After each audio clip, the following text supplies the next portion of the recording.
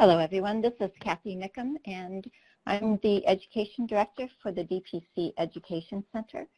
And I'd like to welcome you to our September webinar. We're going to be talking about diabetes and kidney disease today.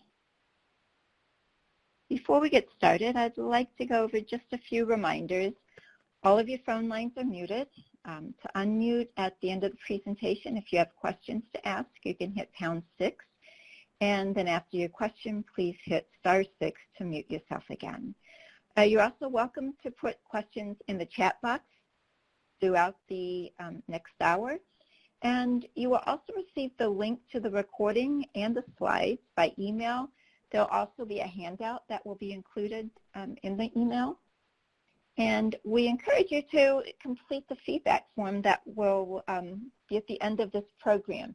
Your feedback helps us to provide these programs, and your feedback also helps us know what other topics you'd like to see in webinars or in our newsletter. So today's presenter is David Spero. David is a nurse for 40 years. He has lived with chronic illness for 30 years. He writes regularly for health publications such as the Diabetes Self-Management. He also is an author of a number of books. He has done some ebook series, and he's presented with us for the last 2 years. Last year he talked about pain management, and the year before he talked about sexuality and intimacy. Both of those webinars are recorded and are available on our website, and I encourage you to take a look at those as well. At this point, I'd like to turn the program over to David as he talks about kidney disease and diabetes. David? Thank you, Kathy. Thanks for that introduction, and thank you all for coming. Like you said, this is the third time I presented for diabetes patient citizens, and I'm sorry, dialysis patient citizens. And it's always been good, even though I cannot see you all. This talk is kind of a big subject because it's diabetes and kidney disease. Those are both major complicated topics. And then there is the third topic of the way that they interact, which is also rather deep. There are many ways they interact, the treatments interact, and so there's a lot to talk about. And the subtitle of the talk is Can You Get Better? And I will talk about that, and I will say that you probably can get better, but it's complicated. But first, I'm going to spend the first half of the talk talking about diabetes and kidney disease and the relationship between them. And then we'll get into things you can do. So these are the books I've been written or involved in.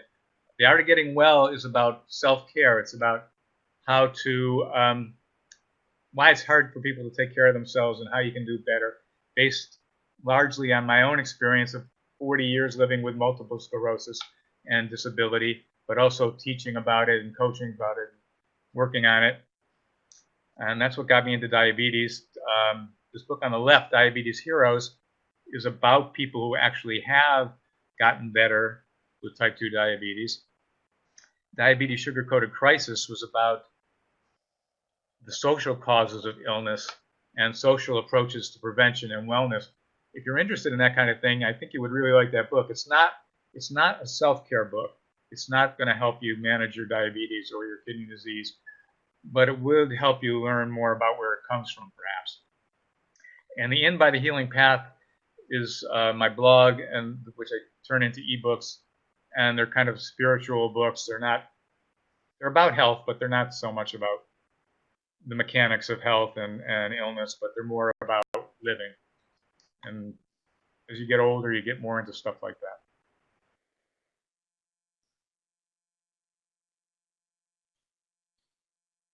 And this is my paid gig at Diabetes Self-Management.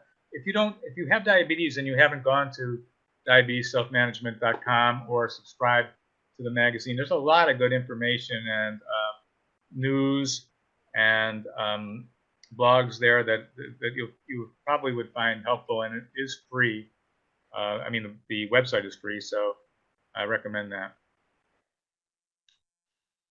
And before I start, I just want to thank Sarah Coleman, who is a certified diabetes educator. She is a nutrition specialist at the dialysis company, and she has diabetes herself. She's lived with it for many, many years, and so she was a lot of help with this presentation.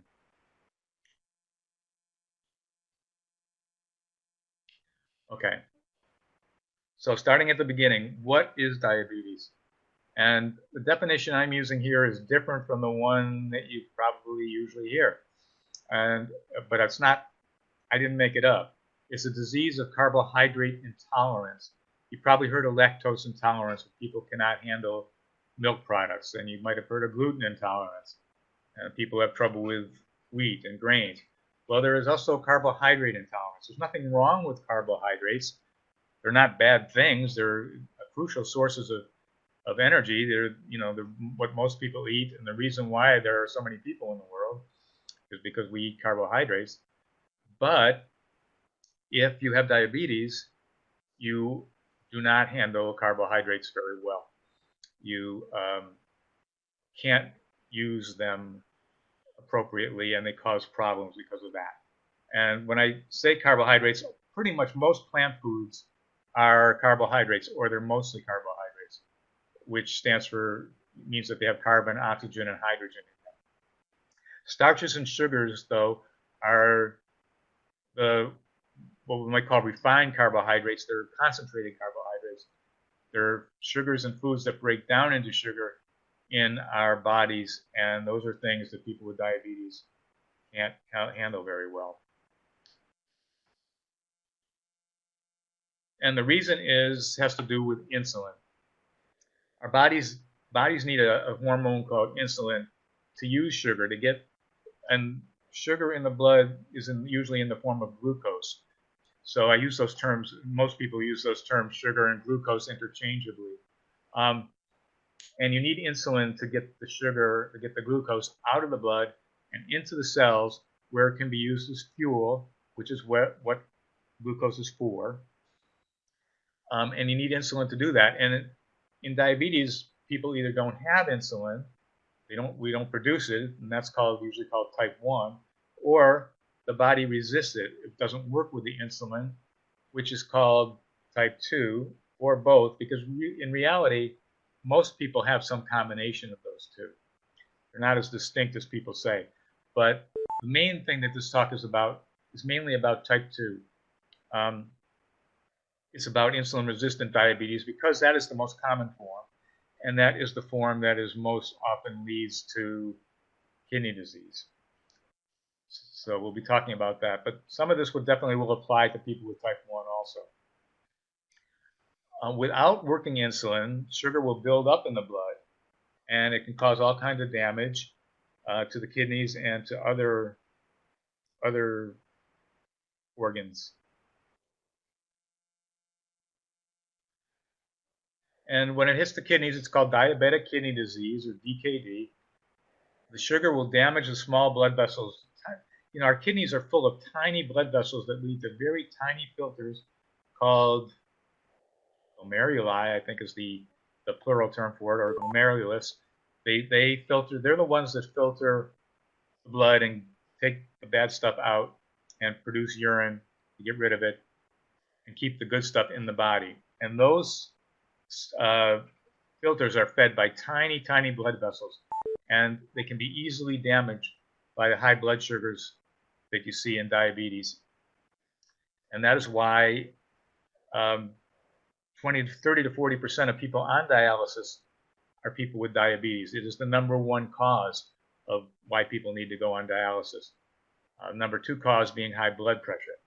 20 to 40% of people with diabetes have some level of diabetic kidney disease, although for most it does not progress to the level of needing dialysis or a transplant.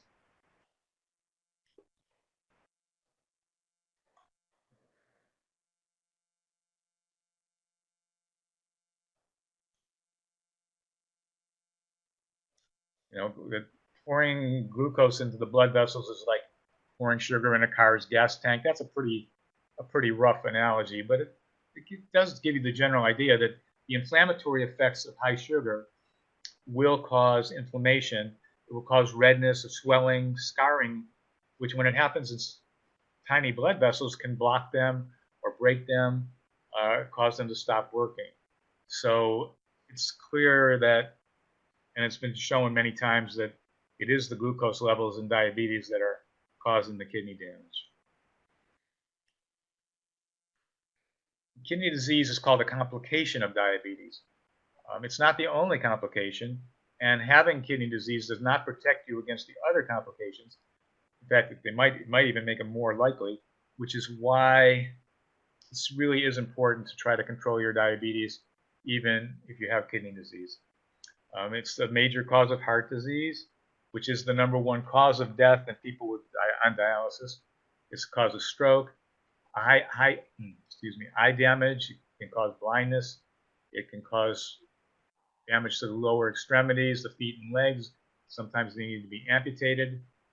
Digestive problems, they'll slow down your stomach, slow down your intestines so they don't work as well, because all of these organs are fed by blood vessels, and if the blood vessels are damaged, there will be problems like sexual dysfunction is a major complication of diabetes. It usually happens pretty early in diabetes because you need good circulation to have sexual function.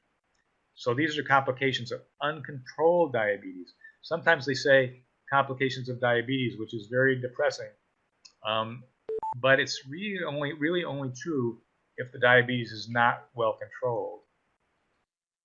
If you can manage it and keep glucose levels down, complications can often or almost always be prevented. People can do these things like eat less carbohydrates because, as I said, carbohydrate intolerance, you probably don't want to eat as much of them when you're intolerant to them. Physical activity, stress reduction, lowering blood pressure, which almost always goes along with type 2 and causes the same problems, and glucose self-monitoring, which we'll talk about a lot. So if you do those things, which are more easily said than done, more easily posted on a slide than done, but if you can do them, you don't have to get complications. Okay, this slide says CKD, ESRD, and transplant affect diabetes management. And they really do, to the point that chronic kidney disease, like at stage 4, end-stage renal disease, like where you're on dialysis, or transplant, all affect diabetes in different ways, to the point that it's really almost 3 different diseases. Diabetes, kidney disease in these 3, or rather diabetes in these 3 different states of kidney diseases almost has to be treated as though they are different diseases. One of the ways that they affect you is that diets for kidneys are often not good diets for diabetes because of protein limitations. With kidney disease, people are concerned that the breakdown products of protein metabolism can hurt the kidneys. So you're not supposed to eat so much of them until you get on dialysis.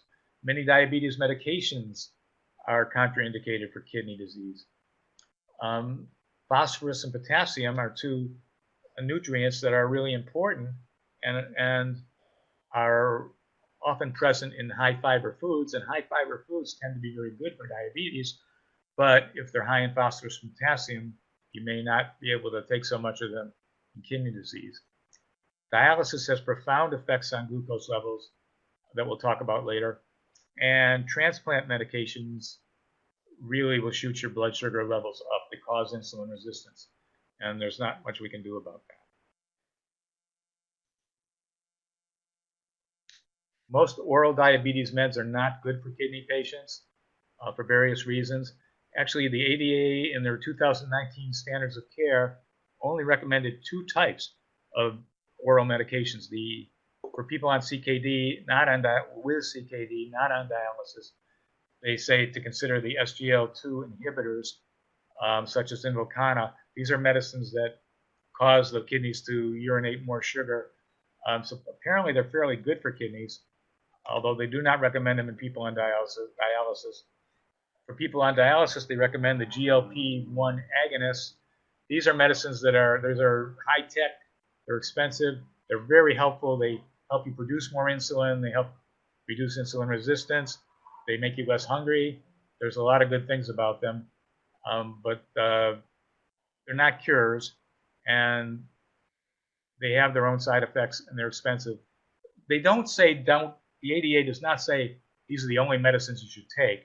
They just say these are the only medicines that we recommend. Other diabetes medicines that you might be on, you can keep taking, although probably at a lower dose. So the one medicine that is normally given is insulin. And insulin is this amazing drug that was discovered about 100 years ago, before which diabetes was a short-term death sentence, and now you can live with it. Insulin can be taken in many forms. People often give themselves multiple injections, 3 or 4 times a day.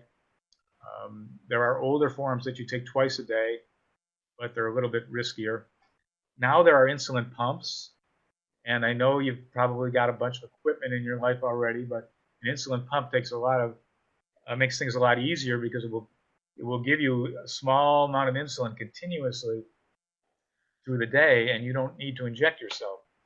And so those things, if you're willing to, and if you're willing to learn it, could be very helpful. Doses of insulin are usually lower in kidney disease, especially in dialysis, because the insulin will stay in your system longer. It doesn't break down as fast. You will definitely need to work with doctors to find the right schedule for you, and the schedule might change as your condition changes, as your treatment changes. So it's not as easy as it sounds, but it is necessary. And not just insulin doses need to be lower, but most medicine doses need to be lower in kidney disease, because kidneys break down a lot of the medicines in the blood. The liver does too, but kidneys are a big part of that. And when your kidneys are damaged, they can't do it as well.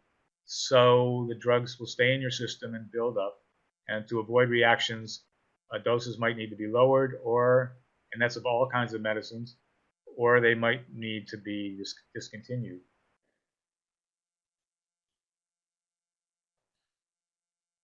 Okay, self-monitoring blood glucose. This is key strategy in managing diabetes. Not everybody does it. You don't have to do it, but it is really the only way to get a handle on what is making you better and what is making you worse. Some people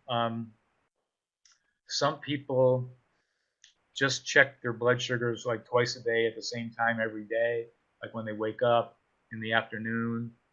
This doesn't help very much. It will give you a record of how you're doing, but it won't teach you anything about what is making your sugars up and what is making them go down. So I don't recommend that.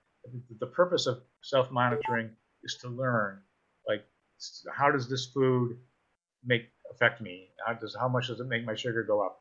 How much can I eat? How does this much exercise, how much does going for a walk after dinner keep my blood sugar down, or if it doesn't keep them from going down? But you can find those things out, because everybody's an individual. You can find those out by testing, checking your sugars. Like if you check before a meal and then after a meal, you can tell how much that meal raised your blood sugar. The other important thing about self-monitoring is it will warn you about hypoglycemia, about low blood sugars, and that's an important thing to be warned about when that's coming on, so you can deal with it.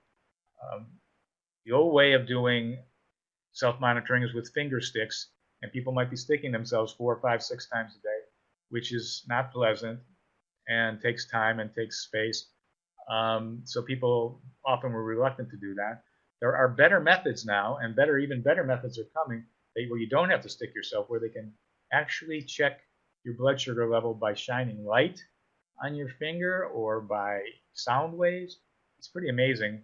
Some of these things are actually out there already, and some are not yet. And then there are continuous glucose monitors, which can be very helpful. For me, a dialysis patient is the perfect person to have a continuous monitor. It's not a big piece of equipment. It's a small patch that you tape on your arm, and there's a There's a filament that goes under your skin that will monitor your blood sugar every 5 minutes and send it by radio wave to your smartphone or your device or to a computer or to your doctor if you want to. And this has the great advantage that you don't have to keep checking. And if your sugar is going down, like while you're on dialysis, you can do something about it. It does cost money, and there is a learning curve, but it is something to consider.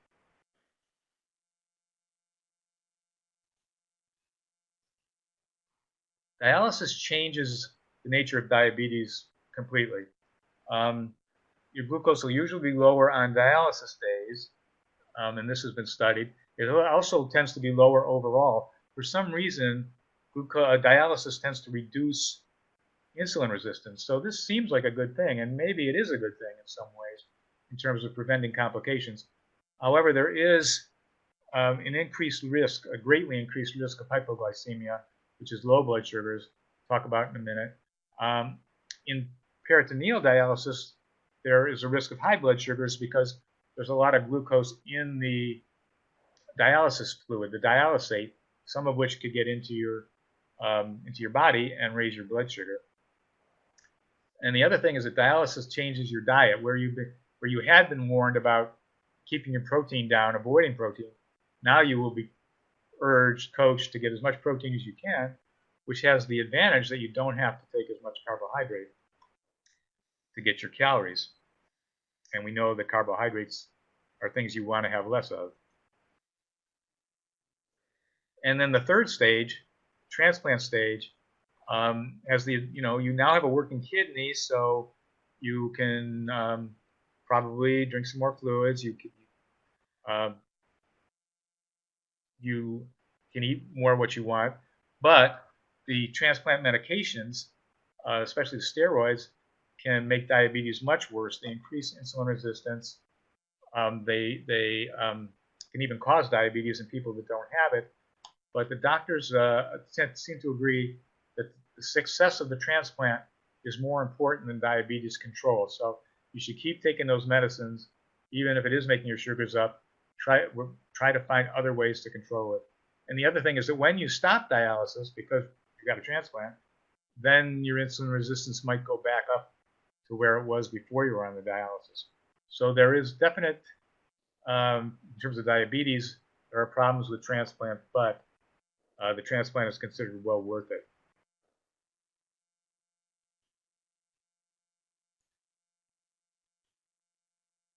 Come on. Okay, hypoglycemia needs to be understood. Everybody who's got diabetes and has kidney disease needs to understand about hypoglycemia. It's defined as a blood sugar below 70 milligrams per deciliter. That's the number that will come up on your meter when you test your sugar, to say 120 or 70. Normal is considered 80 to 100.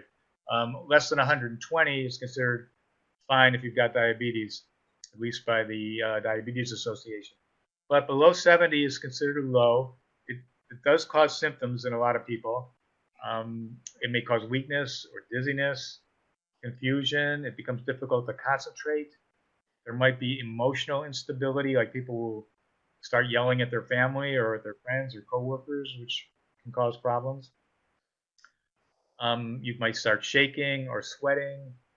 You might get a headache. And those things will go away when you get your sugar back up. However, if it goes too low, like less than 50 or maybe 40, it can cause fainting or coma.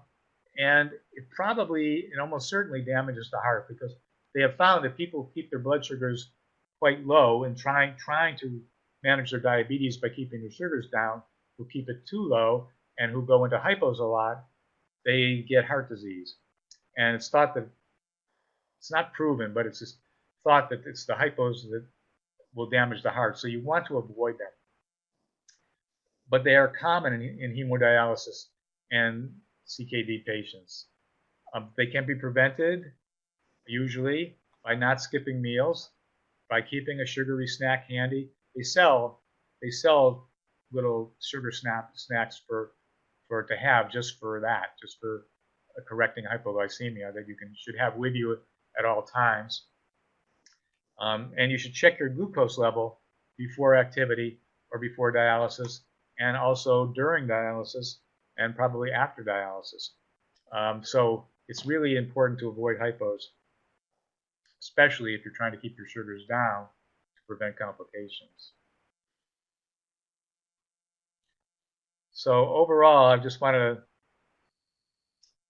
reach out and say that diabetes is a lot of work, and you should not feel bad about yourself if you're not doing it, or you feel like you're not doing it perfectly. Nobody does it perfectly. I mean, there's going to be food changes, which means you need to get used to new foods and find them, buy them, prepare them. All these meds you're going to be on, and there's the cost of appointments and drugs and testing equipment, the work of self-monitoring, and the stuff I didn't even talk about diabetes management includes self-care of the feet and mouth, because feet get infected easily with diabetes, and mouth infections, gum infections make diabetes a lot worse, and diabetes can make gum infections worse, so you need to work on that. You need to exercise and need to stay positive. I shouldn't say need to, but it really helps if you can keep a positive attitude, because otherwise you will burn out in all this work. And demanding perfection or expecting perfection of yourself, expecting that your numbers are always going to be good, is not realistic and will burn you out, will stress you out. Numbers go up and down for various reasons, and being able to stay balanced, stay positive, really helps. But all of those things together means that diabetes is a lot of effort. So I give you credit for that. Okay, so if you're on the phone, I just posted a lovely picture of the woods with a stream running through it and a path and these big trees. And I just want to take a minute, 30 seconds, to just imagine you're in the forest and you don't have to worry about diabetes or about kidneys or blood sugar or medicines, but you're just out there in nature,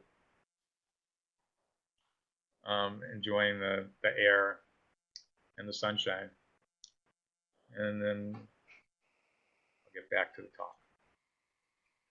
Okay, so part 2 of this. Type 2 diabetes can be reversed. And reversed does not mean cured. You will never get to the point where you can eat half a chocolate cake and your blood sugar won't rise, which in a person with diabetes, they can do that. But that will not happen. But it does mean getting better instead of getting worse, because you are told with diabetes, like other chronic illness, that you can't get better, you're going to get worse. The best you can do is slow it down, which I consider to be kind of a curse that they're putting on you. And it's not really true. It's not true in the case of type 2 diabetes. You can get better. You can, if the normal course means your sugars go up and you need more medicines and you get complications that get worse, and then you can change that so that you are lowering your sugars and reducing your medicines and complications improve or resolve. I think it's fair to call that reversing.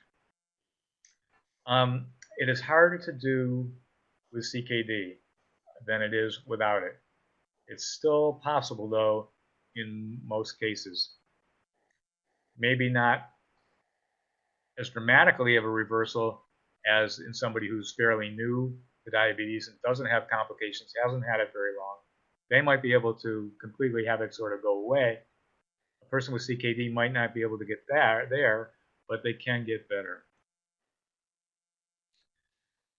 The usual strategies for reversing type 2, they all involve eating less refined carbs, or basically almost no refined carbs, meaning starches and sugars. Low-carb diet, which can include vegetables and fruits. Usually it has to. Or there are high-protein low-carb diets, which were all the fad about 20 years ago, and they're still popular. The Atkins diet, the paleo diet. Those are all things that, in the right circumstances, might be good for diabetes. There are also vegan high-fiber diets where you eat a lot of vegetables, and that can work. And then there are, for people who can't deal with protein, There are high-fat diets, low protein and low carb, eating a lot of fat. That's a fairly radical diet. I'll talk about it later. There are herbal remedies, and I mentioned bitter melon, cinnamon, turmeric. They all have good research. Guava. There are a bunch of them, and I'm going to send that out on the handout that's going to go out with the recording. And supplements can help. Certain supplements have been proven to help. Others are sort of suspected to help. Alpha lipoic acid is one that helps. I'm going to send that out in the handout too. And then exercise is really important. You've got to keep moving. But the thing is that most of these strategies have their problems when it comes to CKD. You know, many of them are difficult. Like a high protein, low carb diet, like an Atkins diet, is totally out with CKD because the protein products will damage the kidneys. It might be possible in dialysis though. A high fiber diet might expose you to potassium and phosphorus, which is in a lot of plant foods, and which people with kidney disease should usually limit. And high fiber diets usually need more fluids, and you might be on a fluid limitations. So that can be difficult. And herbs can be helpful, but might be harmful for kidneys or might interact with your prescription drugs, and so you might not be able to take them. You'll have to find out about that. I'm going to send that out. And then there are exercise limitations just because of lack of energy and lack of time, and so it might be harder to move. So then, what can you do?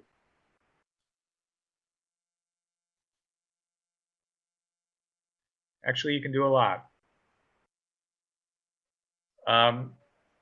Some of the food strategies are, if you're on dialysis, then you can go to a high protein, low carb diet. You just avoid nearly all sugars and most starches. But remember though that because of the risk of hypos, which is a significant risk in dialysis, that you probably need some carbs to keep your sugar from going too low. But what you need to do is monitor. If you're going to do any of these diet changes, unfortunately, that requires monitoring more often because diet changes are when self-monitoring will show you what's working and what's not. And if you don't monitor, you're flying blind, and it can be pretty risky. The proteins that you eat don't have to be all animal proteins. They can be plant proteins. There are vegetarian high-protein diets. Like tofu is one, tempeh, other soy products, nuts. There are ways to get your protein without animals if you're a vegetarian. There are also fats, and fats are great sources of energy and do not raise your blood sugar. And there are vegetable fats, which I'll talk about in a minute. But please, this is vital, to consult with your dietitian and your doctor about before and during while you're doing this. You need to get some help to make sure it works. And you'll need to monitor more often. Now, if you're not on dialysis, then you can't do a high-protein diet, but you could do a high-fat, what's called a ketogenic diet. In a ketogenic diet, your body is running on ketones, which are breakdown products, not on glucose. And in mouse studies, this diet has been found to reverse both diabetes and kidney disease, which is pretty amazing. However, the studies have not been done in people. I actually called Dr. Forgot his name. Forgot his name. The doctor who was the lead researcher on that study, and asked him why they hadn't done human studies. And he said they could not get the money for it because there's no money in fats, and where drugs can get lots of money to do studies, food can't. So the study hasn't been done, and he asked me if anybody has experience with this, like on this call, let me know, and I'll let him know, and he can use MOBS, that's his name, MOBBS. Then he will use those stories to try to get funding for more studies. So in a diet like this, you'll be eating vegetable oils like palm oil, You'll eat, and unsaturated vegetable oils too, and butters and animal fats, nuts, avocados. There are a lot of sources for this. And again, you would have to talk about this with a doctor and a dietitian. They might not know much about it. They might have to educate themselves or refer you to somebody who does know about it. If you can't get help with it, I would say don't do it. And if you do it, you should monitor your glucose more often, especially to prevent hypos, as well as to see what's working and what's not. Okay, I put this slide up about fiber because I love fiber. Fiber is amazing because it points out how amazing our digestive systems are. Fiber can provide up to 25% of your daily caloric needs without requiring any insulin. Glucose is not involved. And you might ask, how can food that never ever gets out of your intestine, it goes right from your small intestine into the large bowel and then gets excreted as stool, how can that be providing 25% of your calories? But it does, because the large bowel will ferment those fibrous foods into, because of all the billions and trillions of bacteria in our bowel, will ferment the food into what's called short chain fatty acids. There's 5 or 6 of them that fiber will break down into, and these are great molecules that have all kinds of valuable functions in our body. And I think that this is the way that humans were meant to eat. The way we evolved to eat was to eat lots of fiber and then have these short chain fatty acids in our body. They help with insulin production. They help with reducing insulin resistance. They're just good in all kinds of ways. They prevent bowel diseases such as cancer and diverticulitis. So fiber is great, but you need fluid with that. And fluid might lead to not having fluid, but can lead to constipation.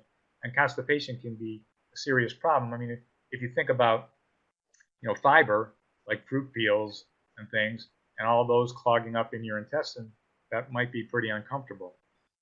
Would not happen if you get enough fluid, but you can't necessarily drink more fluid. And there is the concern about potassium and phosphorus.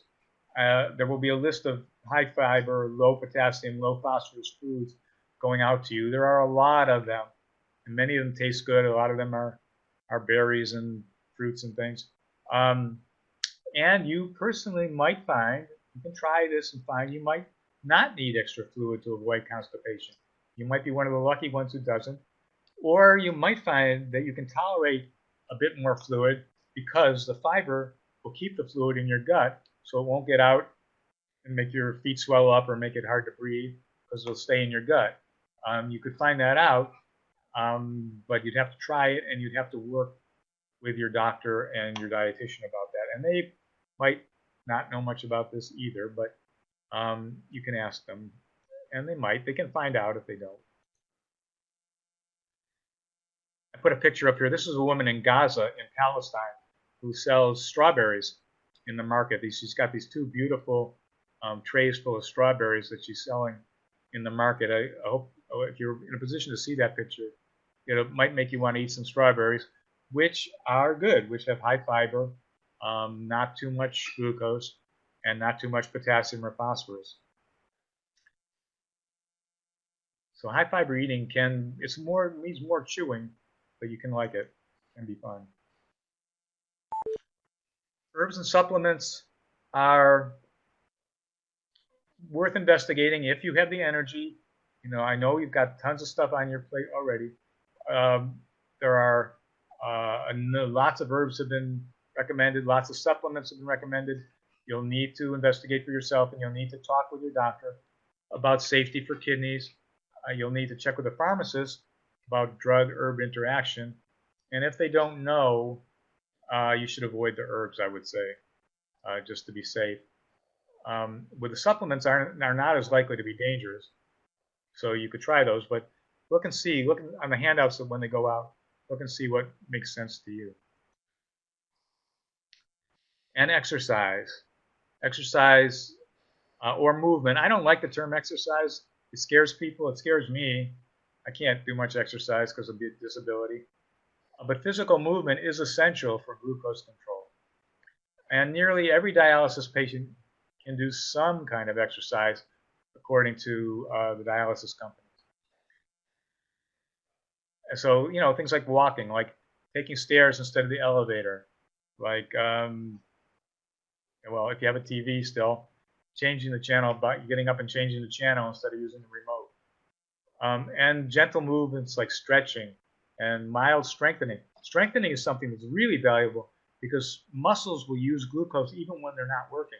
So if you can strengthen your muscles, you will increase your basal metabolism, which means that you'll burn more glucose all the time, which is really good for diabetes control.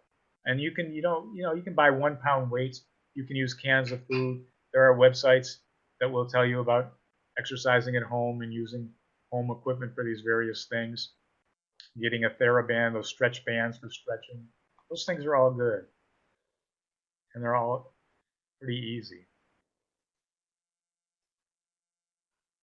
Exercise usually gives you more energy.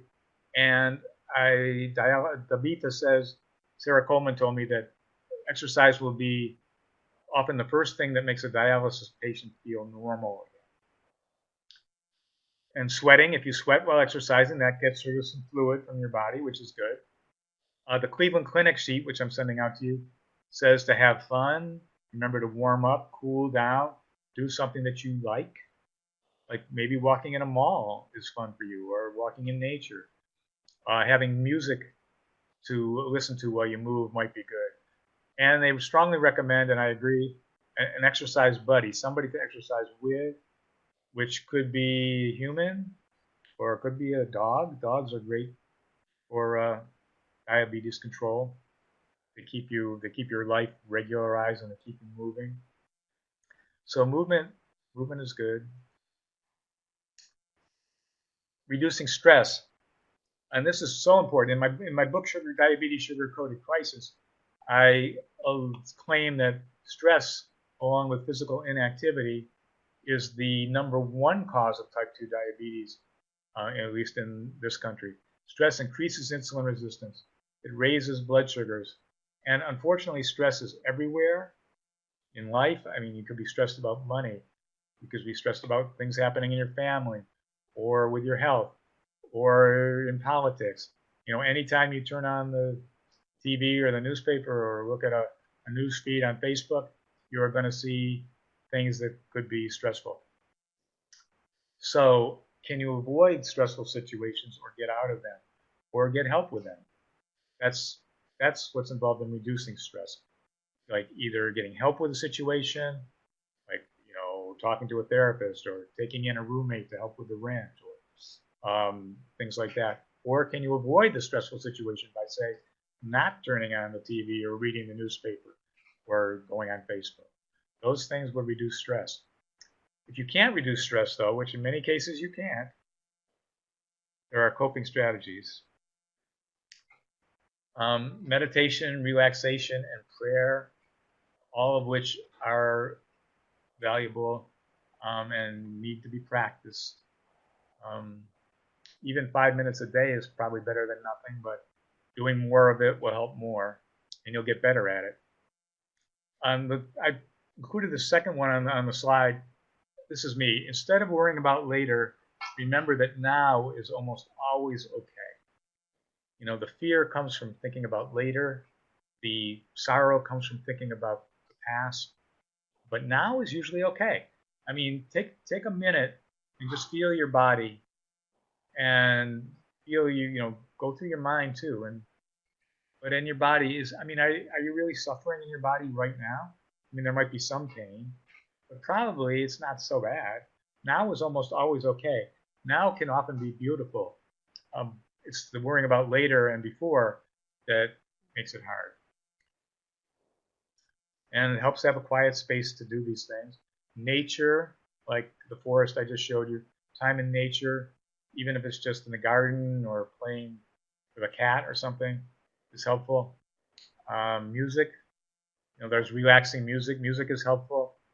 And the last one on the slide, it says therapy and counseling. And I would say it's really important not to feel bad or guilty about wanting or needing some counseling or some therapy. I mean, living with diabetes is very hard, like we talked about. Living with kidney disease is hard.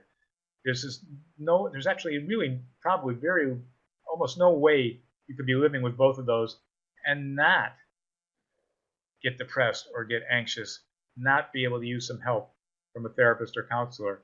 That's what they're trained for. That's what they're paid for. And I strongly encourage people to make use of those kind of sources of resources. And that will help you deal with stress. Okay, getting near the end here. Stop smoking. I had to say that because everybody says that, and it's true. I mean, smoking is one of the most harmful things you can do for your health. There are a couple of others that are probably worse, which I could tell you if you email me, but smoking is really bad. And it's bad in the same ways that high blood pressure is bad, and the same ways that diabetes is bad. It messes up your blood vessels. So you definitely want to consider stopping. And yet, if smoking will make life tolerable for you, you'll need to think about it. Nicotine is an amazing drug in that it energizes you and calms you down at the same time. And not many drugs can do that. So this is why people find it hard to get off, but it's not impossible. And so I would also say then that if you're on dialysis, if you're on this call, you're going through a lot of trouble to stay alive. So you might want to consider stopping smoking. It's not that hard. People do it all the time. And you want to get more help. I listed some of the professional sources of help here. Managing diabetes is a big job, even without kidney disease. You're going to need help with it. You can't do it alone, and you don't have to. If you're homeless on the street, you might have to. But there are doctors, diabetes educators, dietitians, nurses. I listed all of these professionals. Pharmacists, social workers, therapists, clergy. These are professionals that are paid to help. And then there's also your congregation, if you're church, if you're in one, family, neighbors, friends, pets. You want to get help from these sources. And there can be an issue even though in keeping track of all of these different places where you're getting help. You probably have 3 or 4 different doctors, for your kidneys, for your diabetes, your main doctor, for your eyes maybe. So, and you need to keep them separate, and you need to keep the medications together, and so that you definitely need to have one professional, one doctor who is in charge and who knows what all the other doctors are doing. Because otherwise you can wind up on a huge number of medicines, which you do not want to do. So having a pharmacist and a doctor who are in charge, who are up on your medicines and are up on you, and you keeping records of it, like a notebook is good, like a Spero notebook or a loose leaf notebook, where on the front you list all your conditions, your medications, your appointments, and then on the back pages list what you're working with the various practitioners and with your friends, your dates, your appointments. You wouldn't want to miss an outing with a neighbor just because you forgot and booked a medical appointment. So keeping organized is a big help. It's a big part of getting help.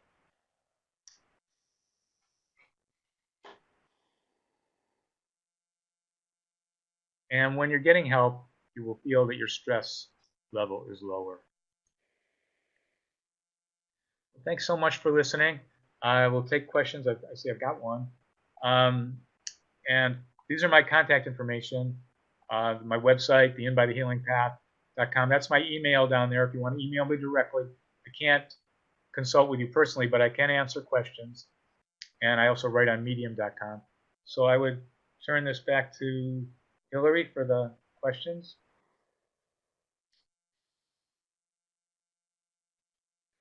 Yeah, so one of the questions that came in through the chat was, once an insulin-dependent diabetic patient reaches ESRD, does the patient still have to take insulin, or is that a case-by-case basis?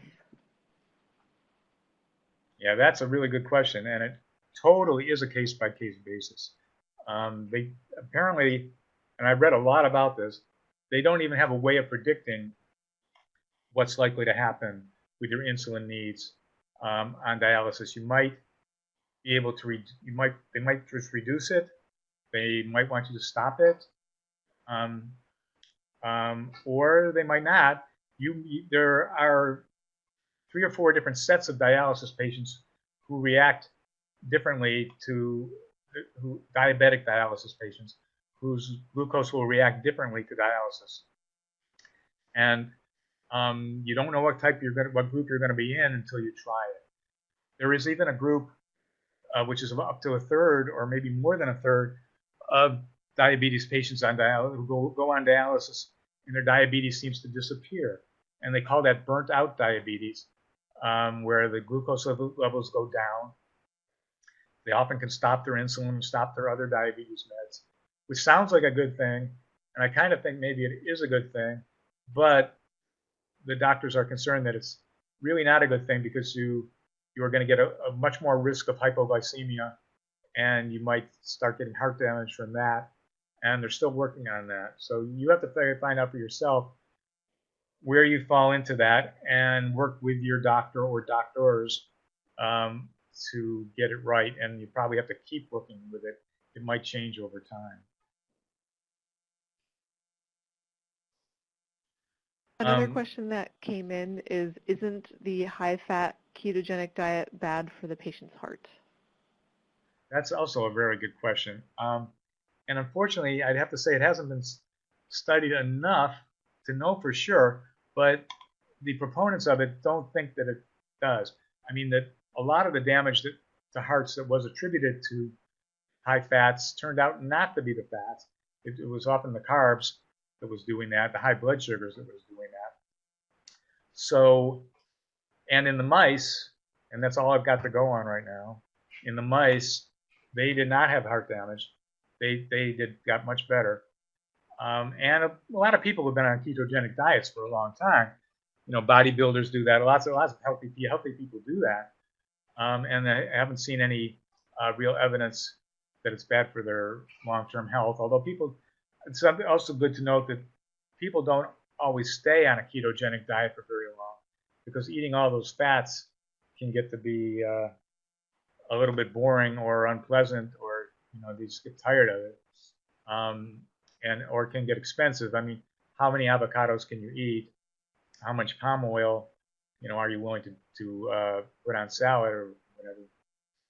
However, I think, this is just guessing. If you're willing to try it, and things are not going so well with the diet you're on, you could try it. At least you could get more information about it and consult with your doctor and think about trying it. I can't tell you how it's going to go.